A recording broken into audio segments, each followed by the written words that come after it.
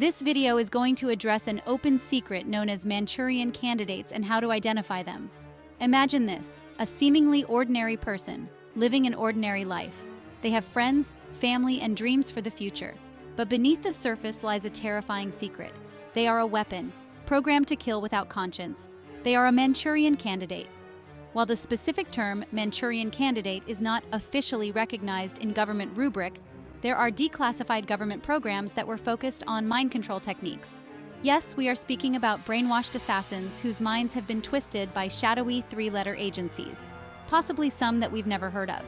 These are not your everyday murderers. They are victims themselves, often unwittingly, robbed of their free will and turned into instruments of destruction. The concept is simple and terrifyingly effective, yet so many believe that it isn't happening. It's not the technology that they question. It's their inability to believe that people in control could possibly do something so reprehensible as programming a person against their will. Most believe that we are programmed through television and video games, but again, our limiting belief is not that it's being done, but that it could be done for such dark purposes. That's a good thing in a way, because if we can't conceive something, we would never do it, and that means that the majority are inherently moral people. There is hope for this planet, and our transformation into a free and loving society is about to embark. Before we move on, I'd just like to ask you to share these videos. The content of this video is quite sensitive and may be removed at any time. And don't forget to subscribe to my channel because the videos keep on coming. So how do you create Manchurian Candidate? You program them with a specific mission, a target, and a trigger. The result? A sleeper agent living a seemingly normal life, waiting for the activation signal. Once triggered, they become a weapon, carrying out their programming with deadly precision. So let's take a look at the kind of person that makes a good Manchurian candidate. A potential Manchurian candidate would be carefully screened to find someone who is not only vulnerable, but easily manipulated. People who are easily influenced or have a tendency to follow orders without question. Also, individuals with low self-esteem might be more vulnerable to manipulation because they may rely more heavily on external validation and authority figures for their sense of self-worth. A successful candidate would have a strong tendency to respect and obey authority figures, as they are more likely to follow commands given by their handlers without resistance. Such people might be dependent on government social programs or their parents into their adult years. The candidate would need to handle high-stress situations without breaking down, as the tasks they are manipulated to perform often involve significant risk and pressure. These could be people who have been subjected to stressful environments as a child and learned to adapt. A lack of strong personal connections can make an individual more isolated and easier to control, as there are fewer external influences that might counteract the manipulation. This could be the loner at school or work who doesn't share his thoughts or activities with others. An ideal Manchurian candidate is emotionally detached. They have an ability to commit murder without emotional interference or second-guessing. It is desirable if the individual is susceptible to amnesia or dissociation, allowing the person to perform actions without retaining memories of them, thereby protecting the manipulation process from being discovered. Once the task is completed, this becomes moot because the Manchurian candidate is often killed or commits suicide. Being naive or overly trusting can make an individual less likely to question the motives or orders of those manipulating them. For instance, they might be easily convinced that even murder is justified. There is one commonality that I have found in many mass shooters, especially young ones, and it's that many of them are on some sort of psychiatric drugs. But first, let's look at the unclassified government mind control programs and specifically what drugs they used. Most know that I am a retired pharmacist who voluntarily gave up my license in my 50s because I couldn't ethically do the job anymore when I saw that the drugs were doing more damage than good. My last day was an encounter with a mother, who was a nurse, filling antipsychotic drugs for her teen son. A look at his history revealed that he had been on various drugs, including Adderall for attention deficit. A very common side effect of these drugs is schizophrenia. When I counseled the mom, she broke down crying, blaming herself because she felt she should have known. So I want you to consider this question for this section of the video. Are we breeding psychotic killers because we feel they should be performing better? In this chapter, we are going to look at just a handful of the many mass shooters in recent times that were on mind-altering drugs. First, James Holmes, The perpetrator of the 2012 Aurora, Colorado movie theater shooting was reported to have been prescribed and using antidepressants and anti-anxiety medication. Next, let's look at Adam Lanza, the shooter in the 2012 Sandy Hook Elementary School massacre. Adam had a long history of mental health issues and was reported to have been prescribed psychiatric medication. Nicholas Cruz, the shooter in the 2018 Parkland, Florida school shooting, was known to have been treated for mental health issues and had been prescribed medication for ADHD and depression. Then there is Devin Patrick Kelly. The perpetrator of the 2017 Sutherland Springs, Texas church shooting had a history of mental health issues and had escaped from a mental health facility. There were reports he had been prescribed psychiatric medications. And we can't forget that Stephen Paddock, the shooter in the 2017 Las Vegas massacre, had been prescribed anti-anxiety medication. Aaron Alexis, the shooter in the 2013 Washington Navy Yard shooting, had been prescribed antidepressants and had a history of mental health issues. Dylan Roof, the shooter in the 2015 Charleston church shooting, had been reported to have used a variety of medications, including Suboxone, which is used to treat opioid addiction and has psychiatric effects. So this is something that we must consider. Numerous antidepressants, antipsychotics, mood stabilizers such as lithium and anticonvulsants, stimulants, tranquilizers, and sleeping pills can all cause psychosis. Isn't that comforting? Historically, there have been quite a few people in notable assassinations or attempts who are believed to be Manchurian candidates. Sirhan, the assassin of Robert F. Kennedy. There are claims that he was under hypnosis or mind control during the assassination. Sirhan was reported to be taking medication for mental health issues, including sedatives and tranquilizers, at the time of the assassination of Robert F. Kennedy. It's obvious why someone would want to shut up JFK's brother, Mark David Chapman, the assassin of John Lennon. Some theories propose that he was influenced or controlled by external forces. Chapman had a history of mental health issues and was on medication for psychiatric conditions at the time of John Lennon's murder. He was diagnosed with schizophrenia. James Earl Ray, the assassin of Martin Luther King Jr. Speculations exist about him being manipulated to commit the crime. Ray had a history of mental health issues and was reported to be taking medication for these conditions. However, specific details about his medications are not well documented. John Hinckley Jr. attempted to assassinate President Ronald Reagan. There are theories about him being under some form of mind control. Hinckley had been diagnosed with a mental illness and was under psychiatric care. He was on psychiatric medication at the time of the assassination attempt on President Ronald Reagan. Ted Kaczynski, the Unabomber, although primarily known as a lone wolf terrorist, some theories suggest he might have been influenced by the MKUltra project during his time at Harvard. Kaczynski was known to have had a history of mental health issues. Before his arrest, he had exhibited symptoms of severe mental illness, including paranoia and delusional thinking. He was diagnosed with schizophrenia by several mental health professionals during his time in prison. These are only a few of the most notable shooters who may have been Manchurian candidates, but we would be remiss if we didn't include one of the most notable and well-substantiated Manchurian candidates. Do you remember a surprised and sad-looking soul named James Holmes? He was the shooter of the 2012 Aurora, Colorado movie theater shooting. James was reported to have been prescribed and using antidepressants and anti-anxiety medication. If you remember, James walked into the theater, went out a side door to answer a phone shortly thereafter. He then came back into the theater and started shooting people. Once done, he went out and waited in his car. He is in prison for life. The question has always been, did he get a trigger word on that call that made him go back and shoot those people? Other things about James have put him at risk of becoming a Manchurian candidate. James was a 24-year-old neuroscience doctoral candidate and has had a number of links to U.S. government-funded research centers. But even earlier, at 18, James Holmes was a research intern for a DARPA cooperative program at the Salk Institute at the University of California at San Diego in La Jolla. So you can see why the stunned kid in the red clown wig might have been involved in one of the country's worst mass shootings. But that's not all. Holmes' importance to worldwide event was validated in the 2012 London Olympics. The Olympic ceremonies had a skit about the exact movie that Holmes committed this massacre in.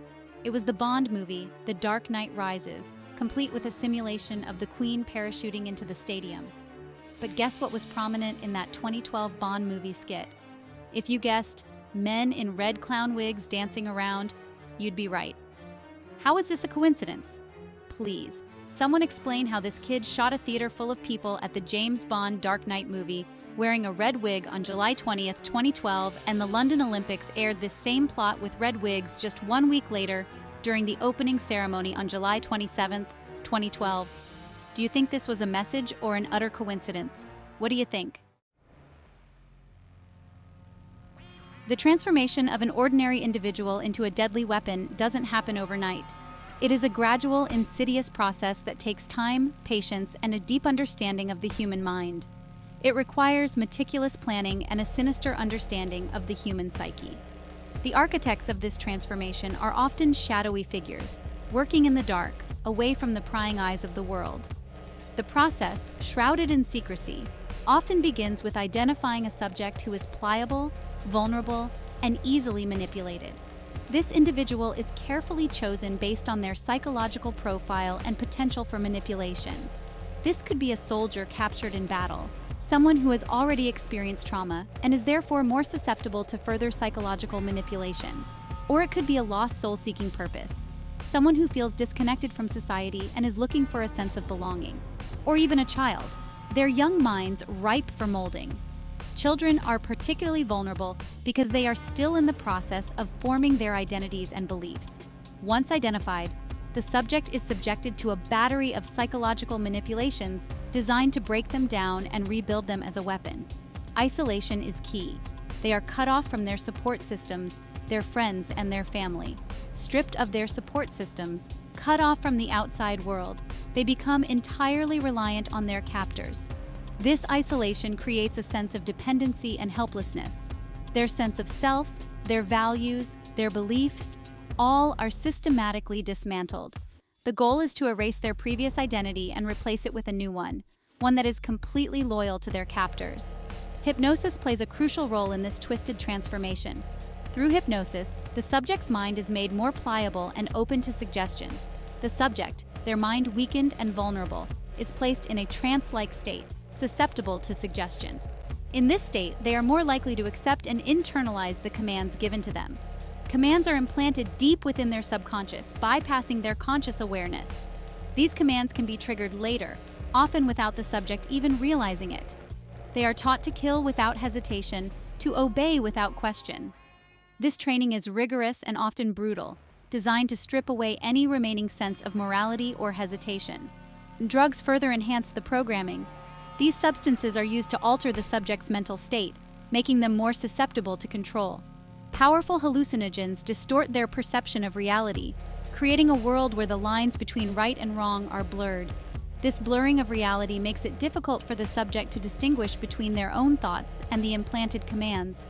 Experimental serums manipulate their brain chemistry, further enhancing the control their captors have over them, suppressing their emotions and turning them into cold, calculating machines. These individuals, once ordinary people, are now tools of destruction, their humanity stripped away. A number of Black Ops programs have been known to use drugs to augment mind programming. The most notable is Project MKUltra, a covert CIA program that began in the 1950s, aimed at developing mind control techniques to be used for intelligence purposes.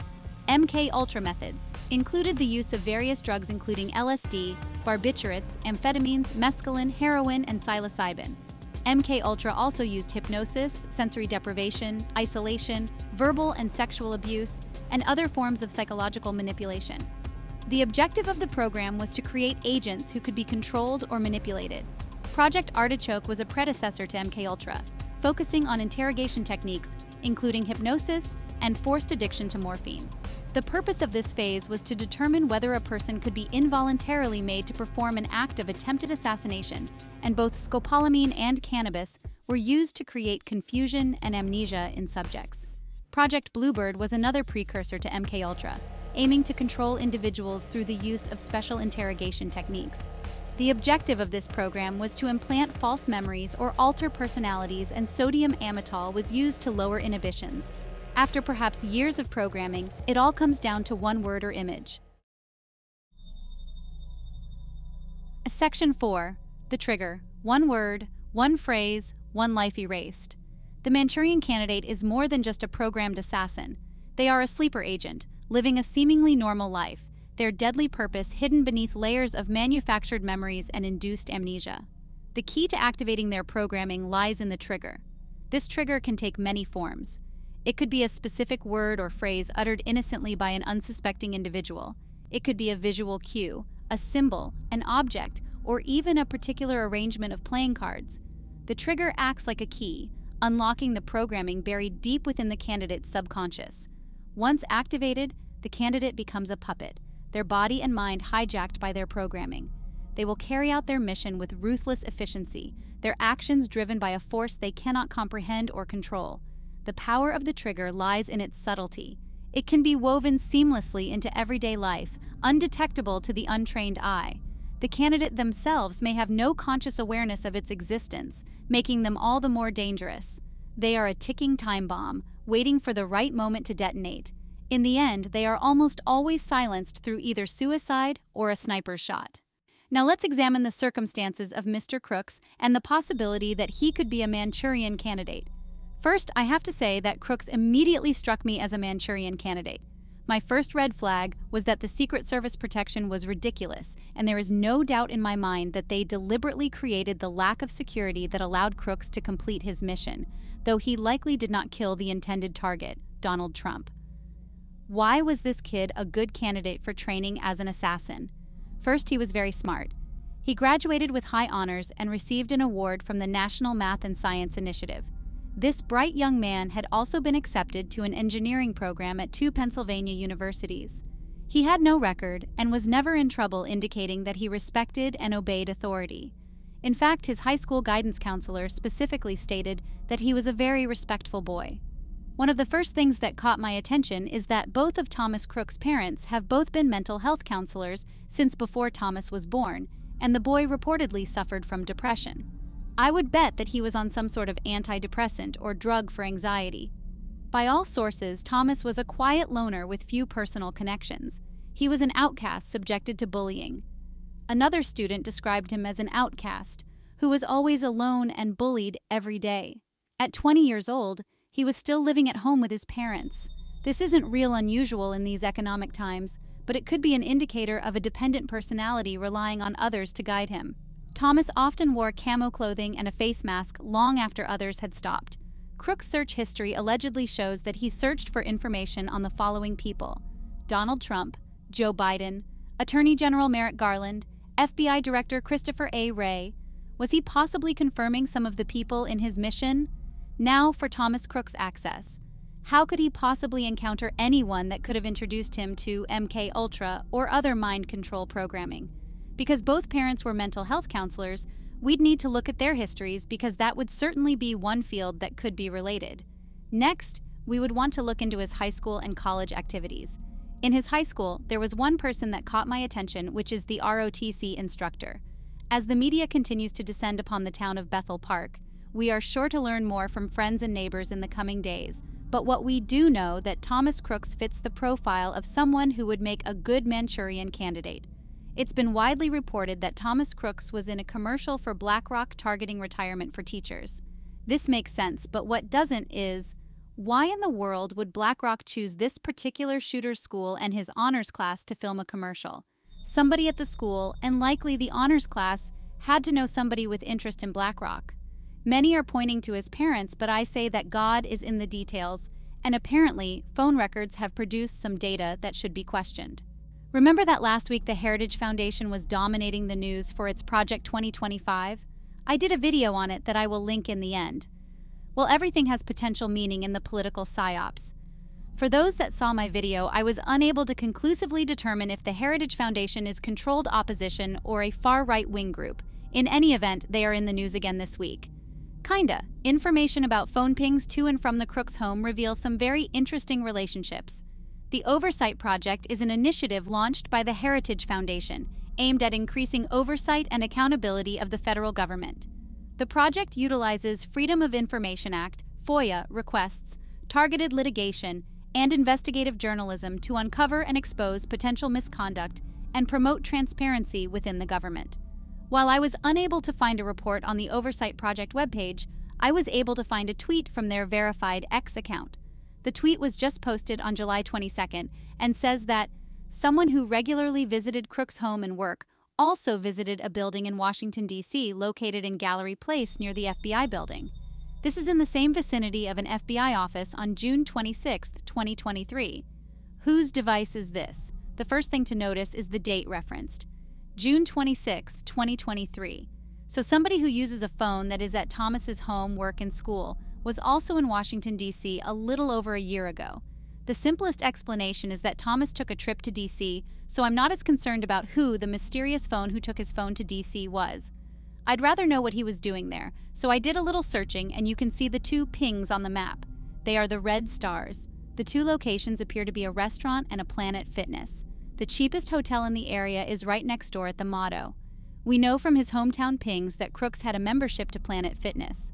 While the FBI office was only a half a mile away from the cell phone pings, there were two other stops along the way, the National Academy of Sciences, Engineering, and Medicine.